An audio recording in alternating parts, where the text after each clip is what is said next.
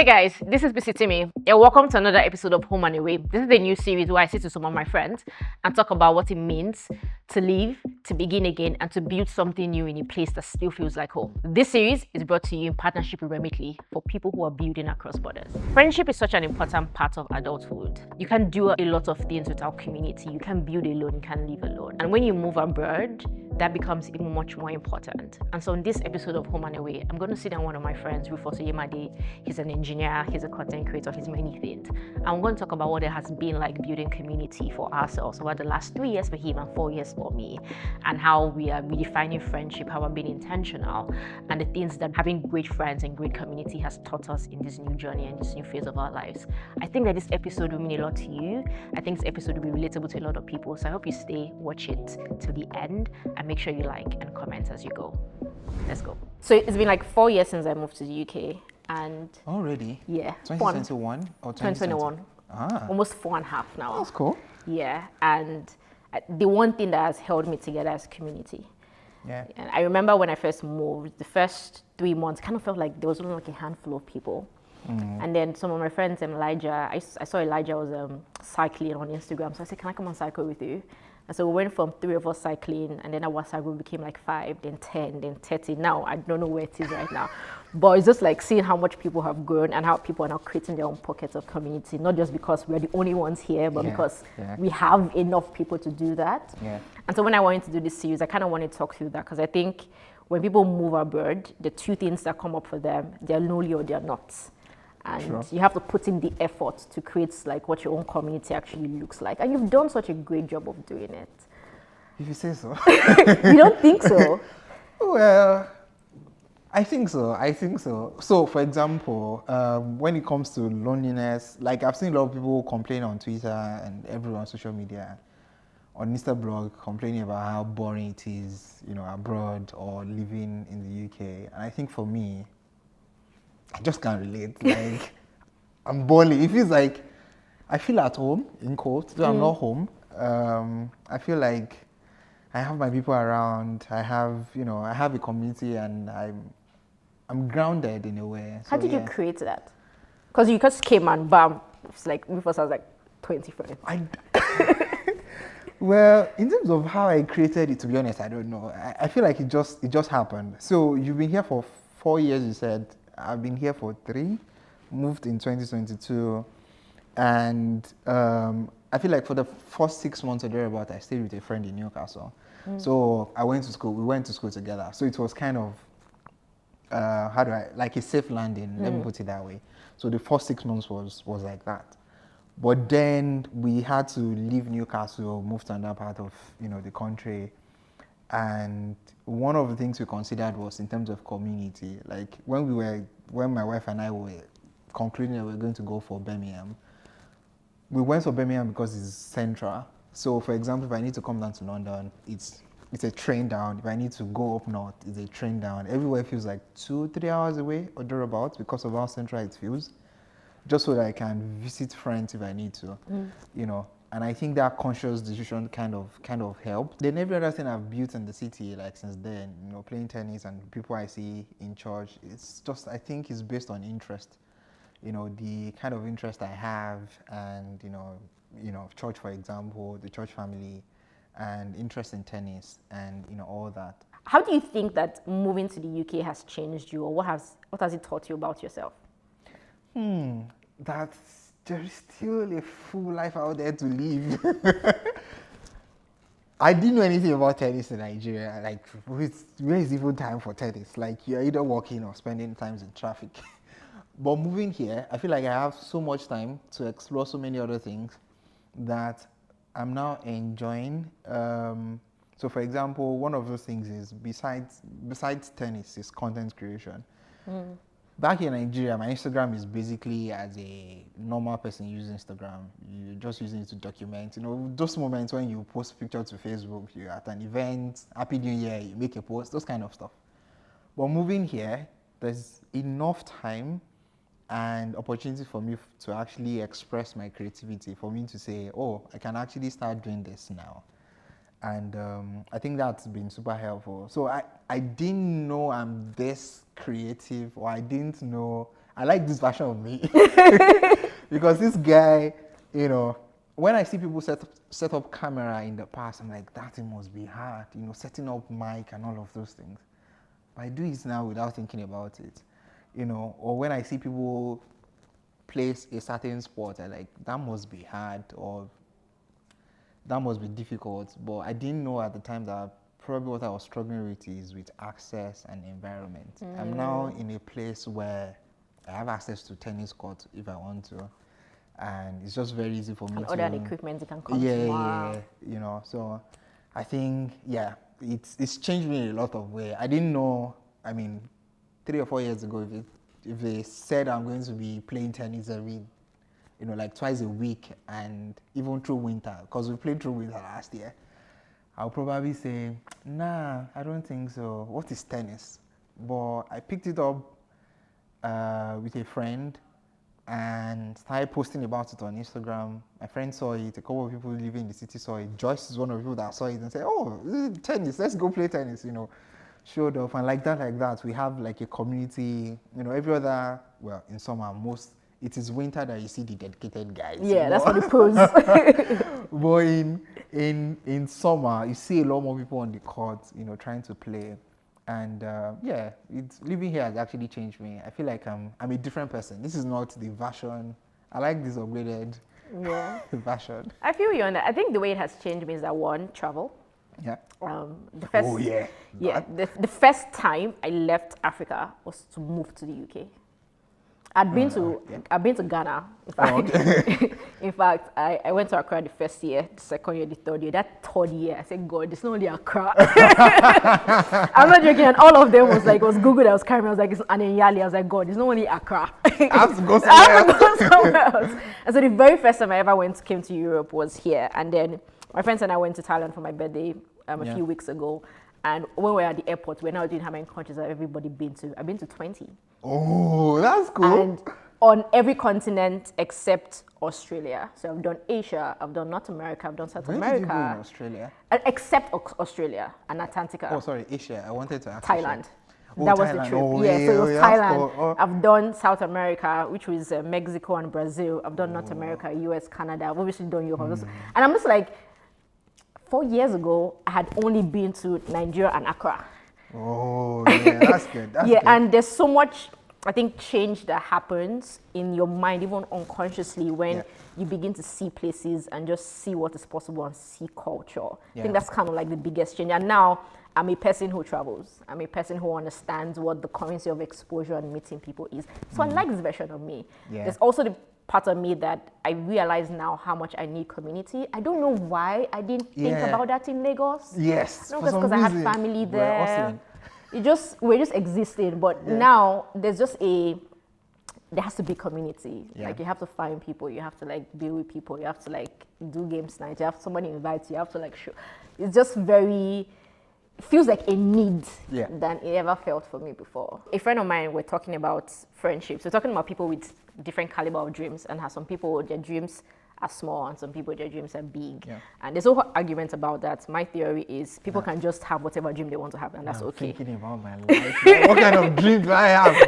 Is it big or small? But what she was going to was saying that based off of how she grew up, that the people around her where she grew up feel like they have created their entire world around home there, right? That city, that community. Okay. But she has broken up and she's able to like do bigger things, work a bigger company, start a business. Yep. And the reason why is because I think for her, she's like, I think because I have friends who are doing big things, so I know it's possible. Yeah. And I'm like, that's such a powerful thing to say, because our friends can image or give us like a sense of this is what is possible and be able to take risk. And I've also seen it with my friends as well, like, this person starting a business, this person doing this. Okay, cool.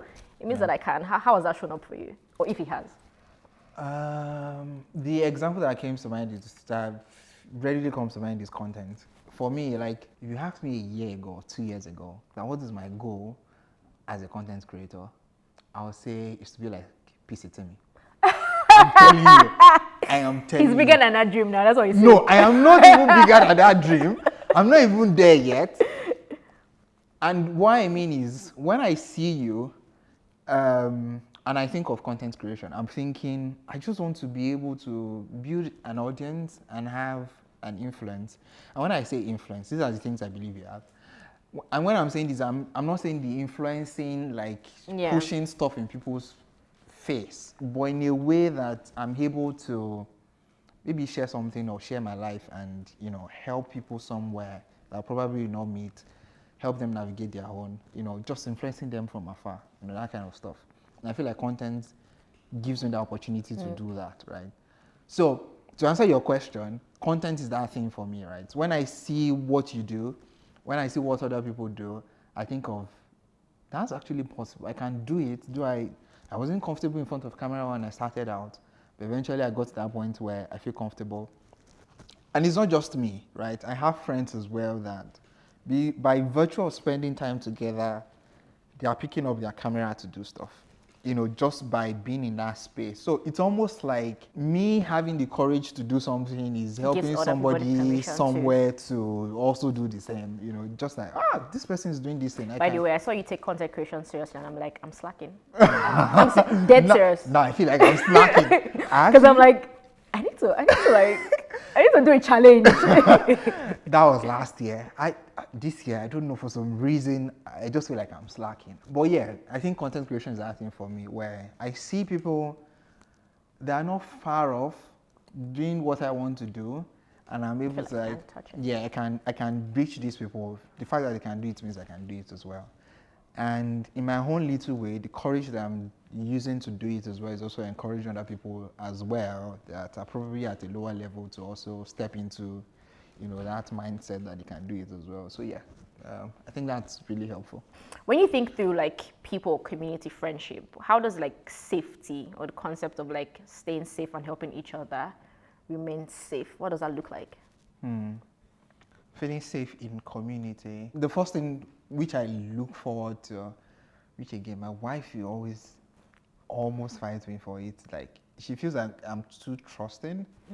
I feel like the way you are, I know you. If you're introducing somebody to me, in a way, there is a level I can almost trust the person that I won't trust like a regular stranger I'm just meeting. Right? Like, just because, I'm meeting this person through peace, or I'm meeting this person through that person. So the fact that, yeah, I just find myself to, you know, want to trust people, always looking on the positive side. I mean, I feel like this can have like negative side to it as well. So yeah, in terms of safety, as a person, maybe it's something I don't think about so much. I just meet people, and because I'm meeting them through somebody I probably trust, I feel safe with them. Yeah. And there's a certain level of conversation I feel like I can have with you, even that I'm just probably meeting you for the first time, but because you know this person and this is your friend, I can almost ascribe some kind of values that you should have, that I feel like, we have this base level of, you know, shared values and stuff. And because of that, I feel safe sharing things with you or having conversations with you. And I hopefully expect the same, you know, on the other side as well. I would have answered that question as, I think it's communication. Because when I think about like friends and community, is that information flows. Yep. So if we need to stay away from something, somebody's probably saying that. Or if there's an opportunity or a new trick or something interesting, everybody's finding out as well. Yeah. Like, one person goes to this country, now we know how to go to that country. And it kind of just decimates. But I also agree with you, like, there's always Sadiq knows Bayo, okay, cool, Bayo is cool, until he proves otherwise. Exactly, you know. Do you find that you have to be much more deliberate with your friendships and community now than you've had to be before? Maybe a little bit. There are people I've known like I won't say all my life. Like, we went to uni together. When I moved to the UK, a bunch of, you know, around that same time, 2020, 2021, 2022, a lot of people moved. So it's very easy to know people in different cities and all of that. And it's very easy to like maintain connection with all of them, though we don't see very often because we live in different cities. So that's why I feel like maybe it doesn't require as much energy to maintain those relationships. But for the new relationships I've built over like the past 2-3 years living in Birmingham, I would say, it requires some form of intentionality, just visiting people, being there for them.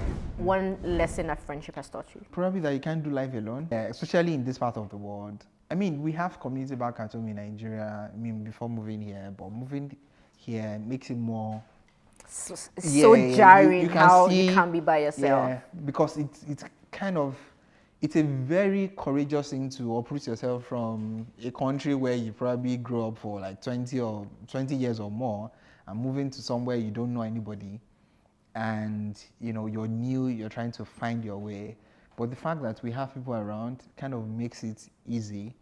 And it's not just settling in as a migrant, it also helps, just life generally. People have been through things that have helped me. I've probably been through things that have helped other people by sharing. So yeah, I think that's it for me, really. What's one small act of kindness Yeah. that means a lot to you? Let me tell you mine while you're thinking. Yeah, tell me. Buying me food. Oh, food. My friend in New York, Oiza, she does it really well. If I say like I'm having a bad day or a stressful week, she'll be like, oh, let me just buy you food. And it just makes me feel better. I'll Gives probably something. say quality time. Just being in the same space. My friends probably do not know how much their presence kind of helped me, just being in the same space with them, and that energy, because sometimes I feel like sometimes energy can be Yeah, low, new people. and feeding off other people's energy kind of help. So I think just quality time. So when I say quality time, it doesn't even have to be just seeing, Or even a just call. seeing a friend, just a phone call, just catching up with a friend. It can just be a phone call. Yeah, I think that's it for me, really. I would have said football. I'm not a foodie like you. But I think quality time. How would you describe your community in one word? To be honest, I can't think of anything. But the word that's coming to mind is probably compassion. Back in Nigeria, I don't think I'll consider myself a very outdoorsy or a very. I was gonna ask, like, did you have the same amount of large community? Yes, I know a lot of people in Okay, Nigeria fair. as well, but maybe because of Lagos, the way it is, we don't hang out that much. I mean, there's the occasional, let's go to cinema, let's go to film house, let's go to X, Y, and Z and go see a movie or something. But I don't go out, or I'm not, it doesn't feel like the way it feels in the UK. And I don't consider myself as an extrovert in a way. If you ask me, even till now, I'll say probably I'm just in between or something. But being in the UK so far, I think I've found a way to actually make it work for me. Just being out there for people, visiting people, inviting people over, and things like that. Speaking of traveling, yeah, I moved 3 years ago. But yeah, all my travel is still within Europe for now, sadly. But in the last 1 year, I think my wife and I have been to, is it 12 or 14 countries? I don't know, Europe. in Europe. Because we got 1 year Schengen visa and we're just going everywhere. We were just everywhere. That access is sweet. For example, right now, I'm already thinking what's going to happen in December. And I was talking to a friend recently because, like you said, you said it, I laughed it off. But in a way, I feel like in some circle, I'm the unofficial social prefect. And I was talking to a friend recently that I'm already thinking, I need to map out activities for December and say, okay, this weekend, this is what we are doing. Next one, and I'm like, when people say my own is too much, just calm down. It's winter. We just need to stay in our house. But I'm just thinking of how to make the December holiday, make it fun for people. Come together. This weekend we're doing this. I will see what I'm able to come up with. But it's been fun, I would say. Just to add again, I think one thing that helped me is Birmingham is very small. Yeah, so it's easy to like. Yes, I think the farthest friend I have is like 30 minutes drive away. Like 30 minutes drive. All my friends are like 1 hour away in East London. In London, all the best to you people, because somebody is living. It's like you're living in different ends of the world, and I think that's one thing I've get to enjoy living in a smaller city. It feels more close knitted. We are all able to say, so tennis, let's all gather here and play. If you feel like there is something you want to be a part of and you're not being invited to it, then start your own. Just do it. So that's my advice in the DM to the person. Fair enough. I'm just trying to talk about the intentional side of community. things. Yeah. Thank you so much for staying to the end. I hope you really enjoyed this episode. I hope there was something in here that you could learn from, or that felt relatable, that felt like a representation of your journey, or maybe even your dream. And I hope it's something that you can sit with. Please like, please comment, but most importantly, make sure you subscribe to this YouTube channel. I'll see you on another video.